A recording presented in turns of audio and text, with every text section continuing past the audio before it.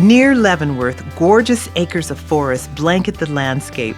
But as the summer heats up, everyone worries about one thing: fire. But keeping a forest safe from fires is a complicated task, and landowners can't do it by themselves. Luckily, there's a network of professionals that can help. Our mission is to provide technical and financial resources to private landowners to help them steward their natural resources. Patrick Haggerty works with Cascadia Conservation District. He explained that contrary to popular belief, fire is not a bad thing for a forest. It just can't be too severe.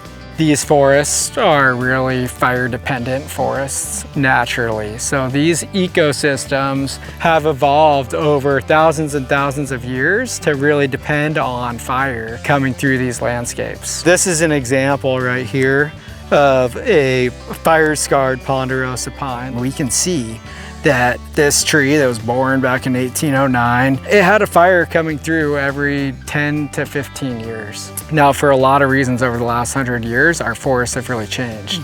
A lot of them look a lot more dense. Historically, when we had these kind of low severity wildfires that were moving through the understory of well-spaced out forests in eastern Washington, there was a lot of benefits to that fire to soil. And so there was natural nutrient cycling that occurred. More and more we're seeing fires that are larger scale. We always joke that the Forest Service is in the Department of Agriculture, so it's just really big carrots. Yeah. Andrew Home is the Director of Operations at the Tierra Learning Center, which is where we are today. As a public charity focused on empowering people with disabilities, it's important for them that their land remains safe for the people who live and work on it.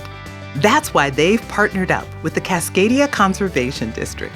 It's an education. You look at it and you're like, oh, that's just how the forest is, right? Right. Gosh, what's that going to look like in another 50 years? Then it's going to be really dense, and that's not going to be healthy.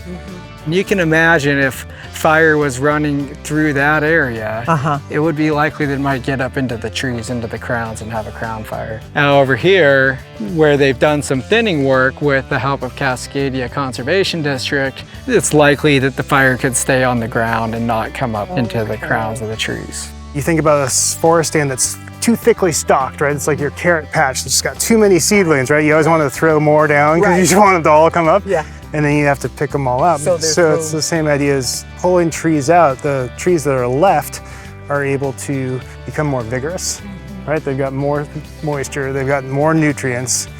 Therefore, they become healthier trees. Conservation districts can be a great resource for landowners after a fire. We've worked with a lot of grazing producers, for example, to help replace fence after it's been lost to a fire. We work with a lot of private landowners to do like seeding projects or erosion control projects after a fire, particularly in critical areas. These are fire adapted ecosystems. We're always going to have fire. Fire prevention is important. Most fires are started by humans, but we need to learn how to live with fire in these parts of the country.